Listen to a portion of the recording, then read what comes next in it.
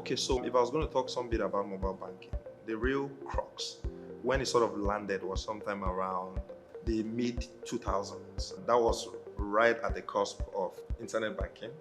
And so mobile banking started gaining ground right about that time. As you may recall, GSM penetration in Africa started expanding in the mid 2000s. And so it was clear to many that the mobile phone was going to offer much more than just for calls. If you recall, also about mid 2000s was when there was expansion in availability and options for smartphones.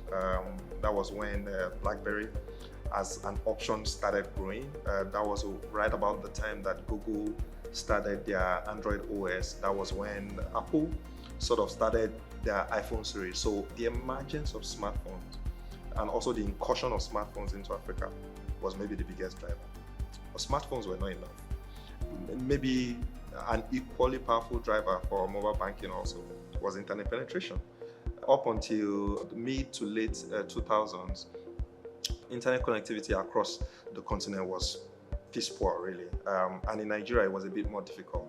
If you recall, the biggest facilitator for internet penetration then was Galaxy Backbone for government and a few players within Nigeria. But what we have seen over the last 10-15 years is that internet penetration has increased, not just broadband, but also different alternates. The perversion of mobile telephony and connectivity has also allowed other services, and principal of which was mobile banking. So what we see today is that the twin combination of internet penetration and smart telephony as what has driven the expansion and adoption of mobile banking all across the continent, particularly Nigeria.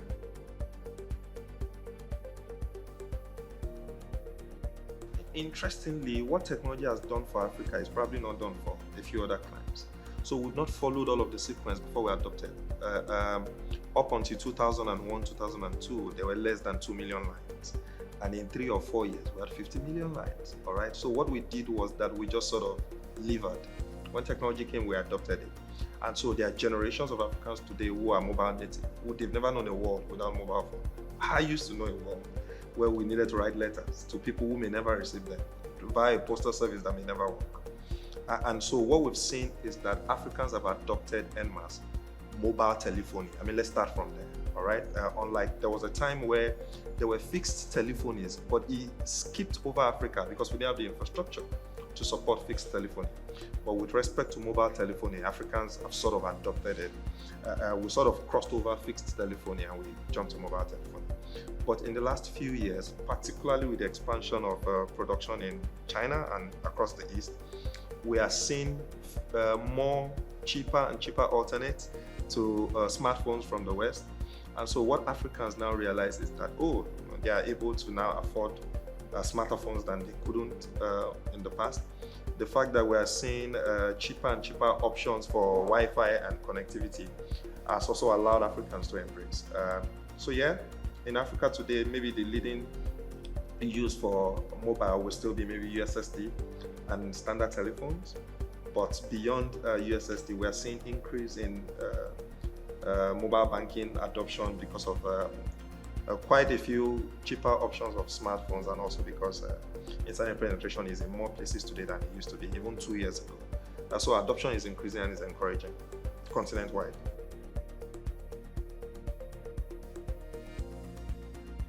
Like I said, there's a part where USSD and mobile money is what is driving inclusion.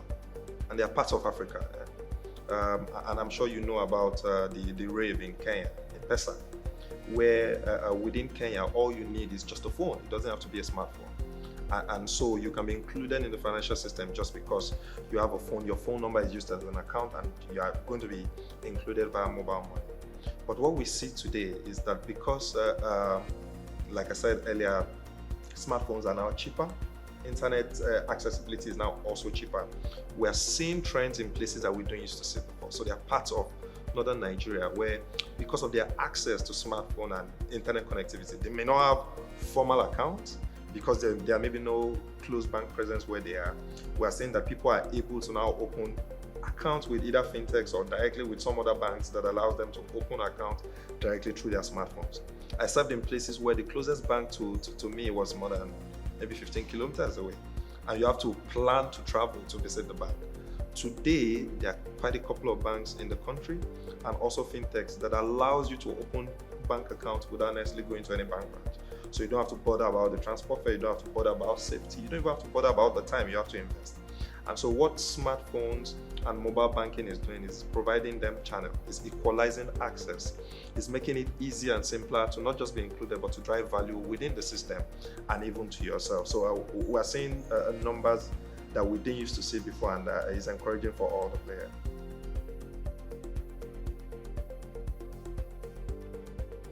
Okay, so 10 years ago, mobile banking was considered a cost for the bank. And so many banks really didn't buy into the promise of it. Today, mobile banking is maybe one of the best investments any forward-looking bank can make. Today, mobile banking perhaps returns the highest benefit of all their channels. And why is that so? One of the things I say when I engage with my bank partner is this: investment in mobile bank is maybe one of the smartest you do. Because today, not only does mobile banking improve the experience of your customers and allows them easier and simpler access, what it does for you is that it earns you a lot of revenues in a repeatable, predictable form. And how does it do this? Today, there are revenue generating transactions that your customers naturally try to do. But because their prior interface with you is through their bank branches, their experience wasn't optimal. Today, because you are offering them more optimal experience, what you see is that most of your customers, if not all, will be willing to pay, but not just are they willing to pay, they're willing to pay in a repeatable form. So perhaps the only channel in banking that can offer you predictable, repeatable revenues in a sustainable manner is mobile. And so for many of our bank partners, they smile to the bank year on year, they are able to see repeatable, predictable growth in a way that drives incremental value for them. For every bank with a retail business, for every fintech with a retail business, mobile banking is something you want to try. So today we have a bouquet of offering that we push to different partners on different scale. We have mobile banking for commercial banks, the big commercial banks, the banks with the 3, 5, 10 million customers. We have mobile banking for microfinance banks, or in Ghana they call them savings and loans, with 20, 30,000 customers. We have mobile banking for fintechs, people who are maybe only offering banking in loans or offering banking in advisory. I mean, mobile banking is mobile banking. What it does is it allows the customer access and control of his cash assets through the use of a mobile phone. Like I said, it's as simple as that. And so a bank, commercial bank, however big, can use it. A microfinance bank can use it. A fintech, OFI. In fact, for me, I see a lot more opportunities in the developmental space. So I'm talking about developmental banks in the country where they're trying to push a lot of conditional cash transfers to people. They're trying to empower people. There's a lot of opportunities. And we're seeing quite a few trends across the continent where people are uptaking mobile banking as a way to not just drive value, but push value to people, particularly in the internet. Yeah, there's a whole lot more. One of the beautiful things about technology, particularly mobile technology, is the high incidence of obsolescence, which makes it very good or very risky. What it means is that no matter what is exciting today, give it another 2 months, it will be expired, right? So with mobile banking, before smartphones, phones were communication tools. At the advent of smartphones, phones became life support tools. The future of smartphones is that they will become life control tools. They will be the one to control your life. You're going to depend completely on the smartphones. And that's how we see mobile banking. Today, before now, mobile banking was to give you access. Because one of the reasons why people went into the banking or was to check their bank balance. You knew what your bank balance was yesterday. But for some reason, and because of, I don't know if it's because we're Africans, we still go into the bank branch just to check our balance. And so when mobile banking came, it was a use case that was quite popular because many people wanted to see their cash balance, and subsequently they wanted to do transactions. So mobile banking use cases in some part of Africa is still transactional. But going forward, the future is that mobile banking is going to be a support for your lifestyle. Mobile banking is going to be beyond you checking your bank balance and buying airtime or making bills payment. Is you going to be saying that, oh, what should my next week be? Where am I traveling to? Would I like to go to the cinema? What kind of movies do I like to watch? That's number one. Another thing is mobile banking will be able to advise you. You're spending too much this week, you need to save next week. Oh, for every spend that you make, you need to invest in your future. Oh, you're going to be retiring in 15 years. What do you think you would like to invest in? Mobile banking applications will be able to advise you, will be able to give you financial advisory about your future. But much more than this, it will be able to give you value, like it can tell you where you've been, what opportunities are available. If I left the office that I'm in now and I travel to maybe another part of the country, another part of the world, my mobile phone will be able to notify me and say, hi Larry, are you hungry? If you get into the restaurant, you are probably going to get 15% discount. And so more now than ever before, people are going to have to rely on their mobile banking apps because the apps are going to be smarter. Not only are they going to be on smartphone, the apps themselves are going to be smarter. They're going to provide advisory to the users. Users are going to depend on them for more than just banking. And going forward, there's going to be a world that will be interesting to experience. And some of them are around today. And I'm happy to be one of the team. Pushing beautiful innovation and helping our partners drive more value. The future of privacy is control, and control is in the hand of the data owner. So that's the frame really. Even now, like I said, some of those applications are available today. We're pushing some of them.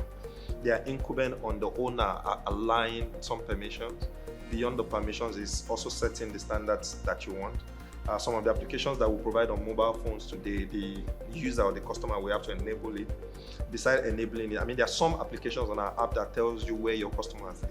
Some customers want that. Some customers don't. But a bank has a responsibility to know where you live, not just because they want to run after you, but because if they knew where you live, they'll be able to deliver some banking services to you at home. If your card was expired, you don't have to travel. You have to bring it to your house. Okay? It's easier for a bank to offer you loan services when they know where you live, because now they are never in doubt about if you're going to run away or not. But you know what? We are only going to have access to this data if the data owner allows us the permission to do so. So the frame going into the future with GDPR is that the data owner has to allow you permission. And so long as the data owner still understands his responsibility and is able to cede some of it to the bank in a relationship that drives value for him, then there's a whole lot more we all can achieve together. Security, just like technology, keeps evolving. And so if you think you were great yesterday, you never can say what's happening today. So one of the things that we're seeing and we are actually doing is, because Interswitch is a payment and financial technology company, we are at the cusp of technology. Okay, so when it comes to technology for convenience, technology for security, we're evolving. And so we keep providing the best solution. But even at that, today we serve more than 40 banks across 14 countries on the continent. We serve directly more than 22 million customers. So we're a leading player on the continent. But even still, one of the things we've deliberately done is to partner with the best mobile security solutions provider in the world, which is Gemalto. So one of the things we've done is we understand that we will never be ready for all potential security attacks. And so what we've decided to do is to partner with Gemalto to provide maybe the best solution anywhere on the globe. And so what we're doing is we're trying to stay ahead of the trend, ahead of security capabilities out there. What we've decided to do in the last 18 months is not just to be to lean on our own resident knowledge. So what we're doing is to partner particularly on security and security solutions to ensure that we work with the best solution providers and we're able to roll that to our customers. So what I say to my bank partners when we talk is even though, you've not had incidences of hacking and all, the greatest threat that we see now is what is called man-in-the-middle attacks, where hackers or fraudsters, they use social engineering to swindle customers. But even still, what we've done is to partner with Gemalto, like I said, to provide solutions that is able to track, trace some of those hackers and is able to stop it in due times. We also provide additional layers of authentication and transaction authorizations that allows people now to have more confidence in the technology. And so you know that when a transaction is executed on your phone, you are confident that it's because you want it executed and you're safe. Even if you lose your phones, for example, even if somebody got your card, for example, to use on ATM, you are confident that that transaction can only be authorized when you say so, because now we use biometrics for authentication. So losing your phone is not enough worry. Losing your ATM, your debit card or credit card is not enough worry. You are sure that there are technologies today that will provide you additional layers of security, and so you can sleep easy. One word that maybe best describes Interswitch is dynamism. Interswitch's foray into mobile banking was actually an acquisition. Interswitch didn't build from ground up. The leading player in the space across the continent used to be Banzo. At some point about 5-6 years ago, Interswitch acquired Banzo, who was the leading player. And in the acquisition deal, there was not just acquisition of IP, but also the skill, the culture, the people who used to build and work with Banzo. What it did for Interswitch was able to ramp up experience, and Interswitch was able to lean also on his access in the financial and banking sector to be able to grow. Now, over the years, Interswitch has continued to play in that space. Like I said earlier, we have a portfolio working with more than 40 banks across 14 countries on the continent. And that's number one. Number two is, like you said, I agree, apps building or mobile apps are actually considered pretty exciting and things that you like to do with people that are young and all. But there's a major difference between mobile banking apps and mobile apps. The mobile apps are actually anything and everything, including games, including directional apps like maps. I mean, it could be anything. But when it comes to banking, you're not just concerned about the UI, UX, how exciting people feel it is. People always are concerned about their finances and their cash assets. And so when you want to settle for a partner, you want to settle for a partner who is not just experienced, but is worthy of trust. Somebody who understands the vagaries of the financial system. I mean, Interswitch's biggest strength is that we're a major player. I mean, we're considered a Belmont in Nigeria. You want to go with a partner who understands how sensitive of critical necessity and how readily available a financial solution needs to be to support a banking operation that is used by potentially millions and millions of people. And if you check across the continent, I'm not sure there are many who come as well regarded, well experienced, and able to deliver like Interswitch. So you'll find that many organizations, big and small banks, even OFIs, who would like to build a mobile banking, they'll still want to reach out to Interswitch because we've been doing this for a while, and I believe we're very good at it.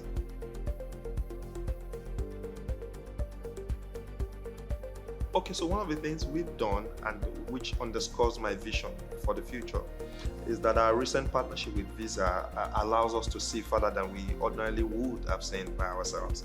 And so one of the benefits, incredible benefit of working with Visa is that we've been able to partner on a cluster of APIs that has never been seen on the continent.